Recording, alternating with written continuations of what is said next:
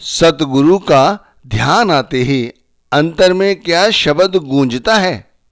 भाई ये बात किसी दूसरे को बताने के लिए नहीं है, खुद से अपना एनालिसिस करने की ज़रूरत है। क्या हमारे जहन में जब सतगुरु का ख्याल आता है, उनका अक्स आता है, तो क्या हमारे अंदर शब्द गूंजता है। इसे और सरलता से समझो।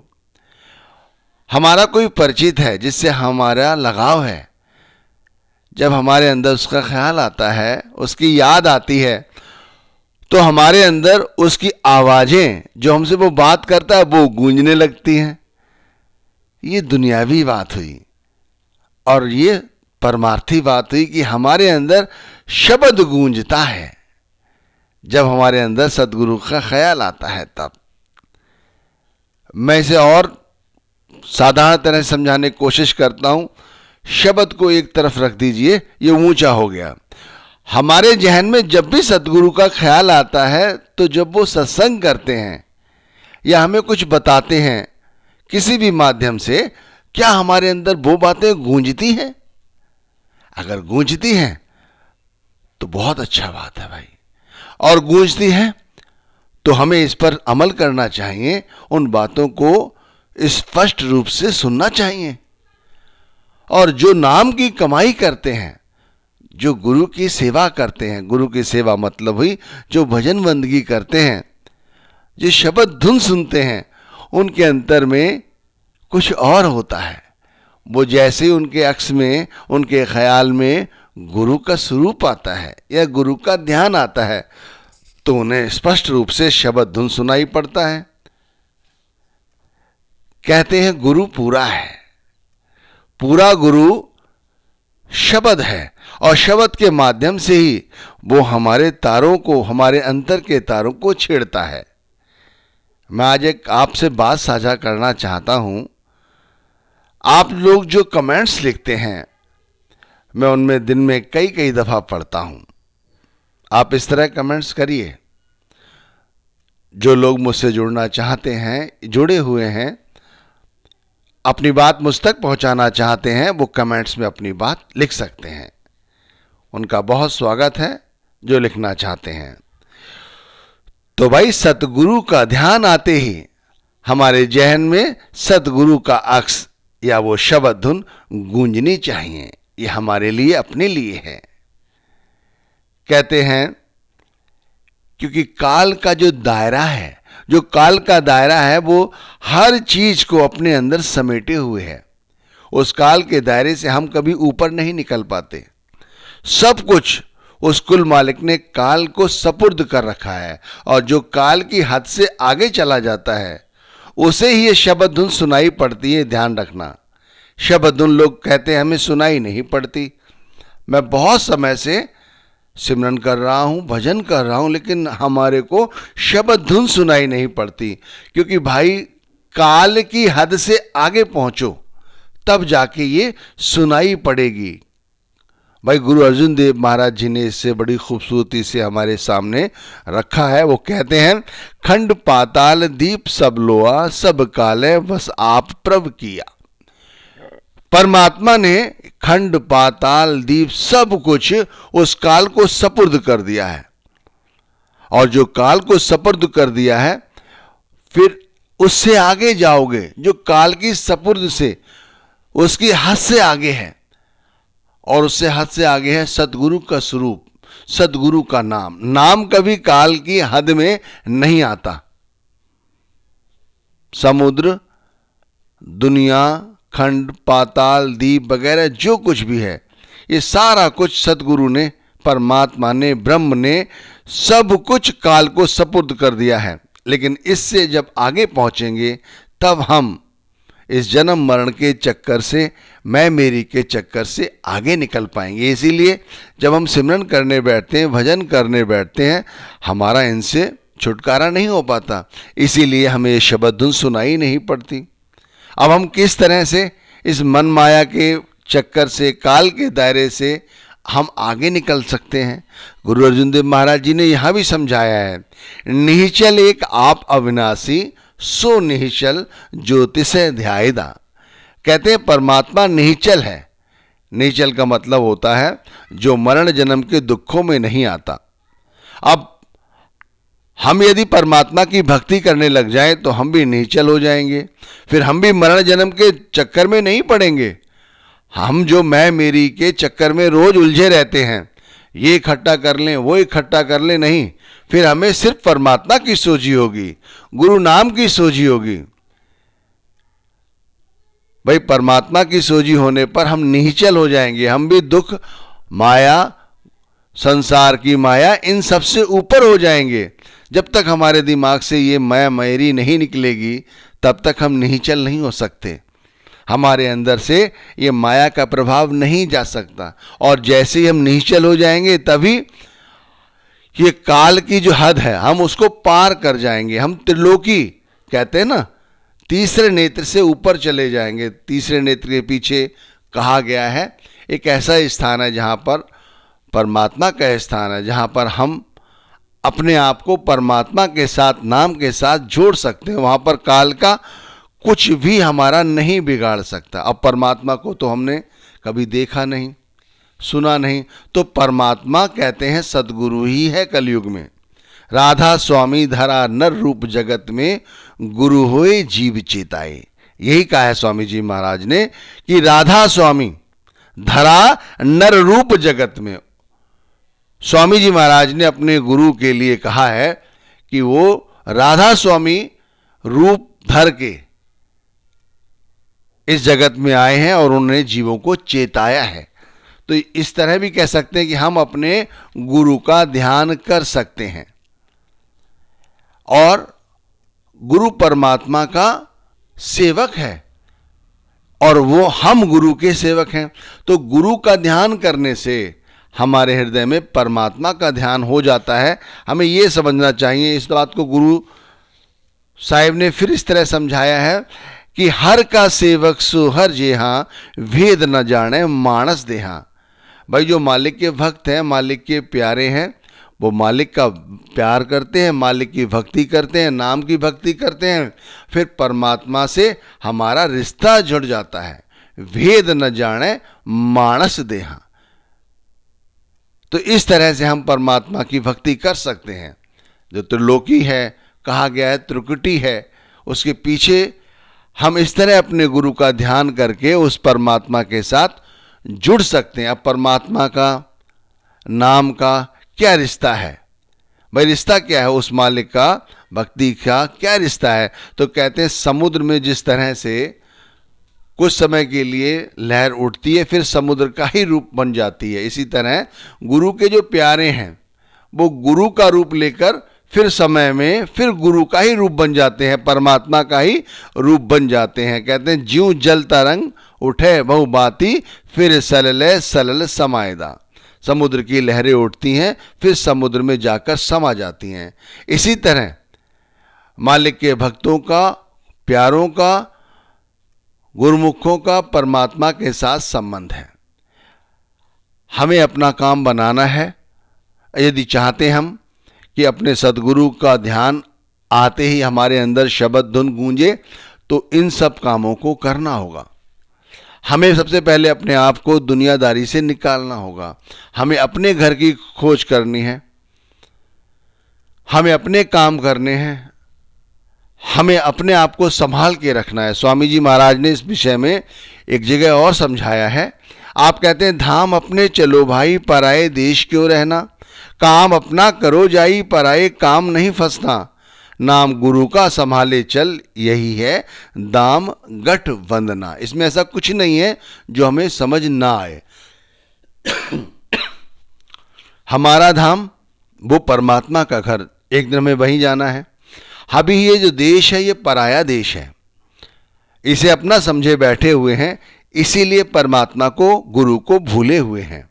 अगर अपना काम करें तो पराये काम अपने आप छूट जाते हैं जिनमें हम फंसे हुए हैं। अपना काम यानी इस त्रिकुटी आंखों के पीछे जो 10वां द्वार कहा गया, यहाँ पर अपने आप को परमात्मा के साथ, शब्द के साथ जोड़ना।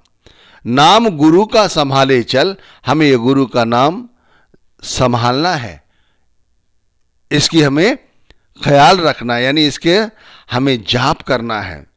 इस कलयुग में केवल गुरु नाम के जाप द्वारा ही हम सुखी रह सकते हैं, यहां से हमेशा के लिए निवृत्ति प्राप्त कर सकते हैं, आवागमन के चक्कर से हमेशा के लिए मुक्त हो सकते हैं। तो भाई हमें ये बात समझनी चाहिए। अगर जो लोग नहीं समझ रहे हैं वो अपने आप को धोखा दे रहे हैं। देखो स्वामी जी महाराज ने एक जगह कहा है, वसो तुम आए नैनन में सिमट कर एक यह होना, दुय्य दूर हो जावे दृष्टि ज्योत में धरना। बसो तुम आए नैनन में, एक बार वह खुदा, वह परमात्मा, वह शब्द, वो नाम हमारे अंदर में वस जाए और हमारे अंदर जो द्वैत वसा हुआ है वो निकल जाए, ये एक हो जाए। यानी आत्मा और परमात्मा, मैं जो मैं हूं वो हमेशा के लिए निकल जाए और दृष्टि को ज्योति में धरना, जो हमारे अंदर दोनों आंखों के मध्य में त्रिकुटी में जो ज्योत जल रही है उस ज्योति पे ध्यान धरना है, हमें अपने गुरु का ध्यान धरना है। ये समझ लीजिए तो ये काम हो सकता है और वैसे नहीं। देखो गुरु अमरदास महाराज जी ने भी इस विषय में कहा है, गुरु ज्ञान अंजन सच नेत्री पाया, अंतर चाणन अज्ञान अंधेर गवाया। गुरु साहिब बड़ी अच्छी तरह समझाते हैं कि जिस वक्त हम अपने गुरुमुख या गुरु के पास जाकर उनसे नाम का भेद लेकर अपनी आंखों में नाम का काजल लगा लेते हैं, गुरु ज्ञान अंजन सर्ज नेत्री पाया, अपने अंदर उस शब्द को बसा लेते हैं, अंतर चाणन अज्ञान अंधेर गवाया, हमारे अंदर से अज्ञानता का अंधेरा सदा सदा के लिए निकल जाता है और हम सच के राह पर आ जाते हैं, परमात्मा की राह पर चलने लग जाते हैं। ये शब्द धुन सुनना कोई छोटा मोटी बात नहीं है, ये बहुत बड़ी बात है। अब अपने अंदर में जैसे ही हमारे किसी प्रिय का ख्याल आया और उसकी शक्ल आ गई, और ज़्यादा प्यार है तो उसकी बातें ध्यान में आ गई। इसी तरह हमारे अंतर में जब सदगुरु का ख्याल आया तो शब्द धुन कैसे प्रकट हुई, क्योंकि हमने सदगुरु के वचनों को अमल में लाया हुआ है। बसो तुम आए नैनन में सिमट कर एक यह होना, दुय्य दूर हो जावे दृष्टि ज्योत में धरना। ये इसी तरह रखने वाली बात है जब व्यक्ति द्वेष से अलग हो जाए और अपने अंदर में सिर्फ शब्द को, अपने गुरु को बसा ले। लेकिन ये जब ही हो सकता है जब अपने अंतर में हम शब्द को बसाएं, गुरु को बसाएं, नाम को बसाएं, नाम की दिन रात कमाई करें, वरना नहीं।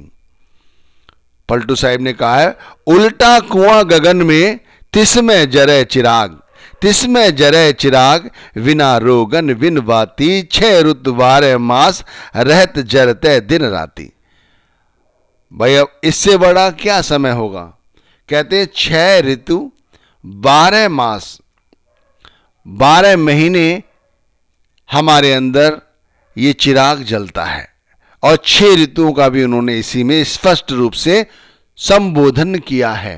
क्या करना होता है कि हमारा जो सर है एक तरह से उल्टा कुआं है, एक कुआं धरती में होता है, उस कुआं का सिरा नीचे होता है, धरती से लगा होता है और मुंह ऊपर की ओर होता है, लेकिन यहां पर हमारे जो सिर को उन्होंने उल्टा कहकर बयान किया है।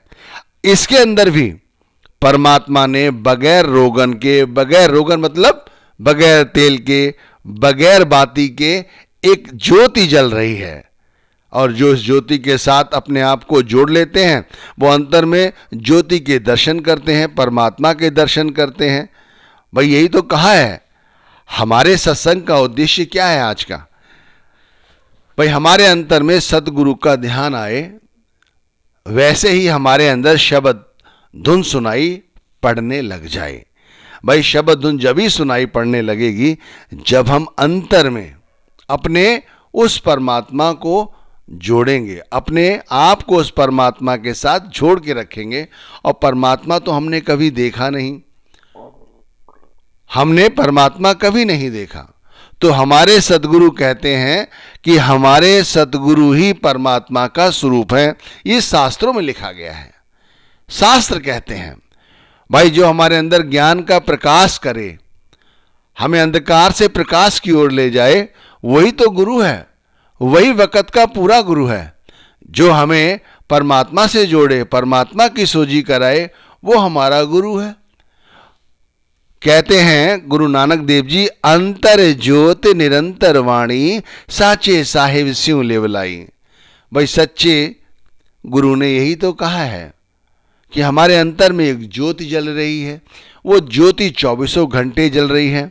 उस ज्योति के साथ हम जब ही जुड़ पाएंगे जब हम अपने अंतर में उतरेंगे।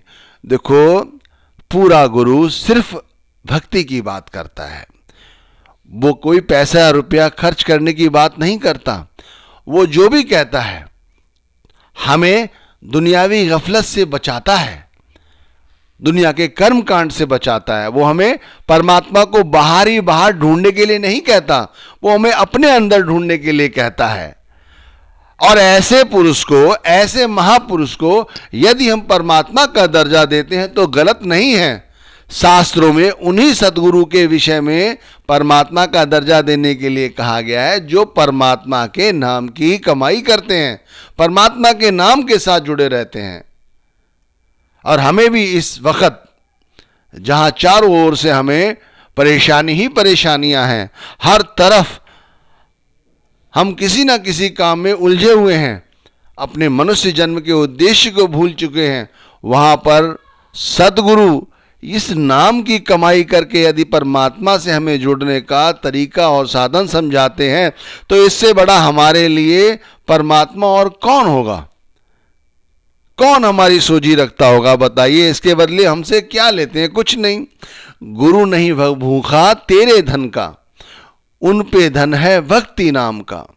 देख लो, क्या वो हमसे कुछ लेते हैं? वो हमसे कुछ लेते तक नहीं। हमारी बातों पर वो हमेशा ध्यान रखते हैं कि हमारे शिष्य को क्या चाहिए, इसीलिए वो समय पर हमें दुनियावी काम धंधों से और मुसीबतों से बचाते रहते हैं और गुरु नाम से, परमात्मा के नाम से जोड़े रखते हैं। तो भाई इसीलिए ये समझने की कोशिश करो कि जब भी सद्गुरु का स्वरूप ध्यान में आए, अंतर में आए, तो खोजो अपने अंतर में गुरु के स्वरूप के साथ। अंतर में पहले तो गुरु की मुखारबिंद यानी कि उनकी बोली हुई बातें हमारे कानों में गूंजेंगी। और यदि हम सही ढंग से नाम भक्ति करेंगे, अपने आप को गुरु के नाम के साथ जोड़ेंगे, तो भाई शब्द धुन भी सुनाई पड़ेगी, शब्द गूंजेगा। और शब्द गूंजता है, ध्यान रखिए, शब्द गूंजता है, 24 घंटे शब्द गूंजता है। बस गुरु का ध्यान आना चाहिए, परमात्मा का ध्यान आना चाहिए, नाम का ध्यान आना चाहिए। इसलिए सब काम धंधे छोड़ के जरूरत के हिसाब से करो, काम करो, लेकिन जो बेकार के काम धंधे हैं उन सबको छोड़कर गुरु के ध्यान में लग जाओ, गुरु के द्वारा दिए गए नाम की कमाई करने लग जाओ।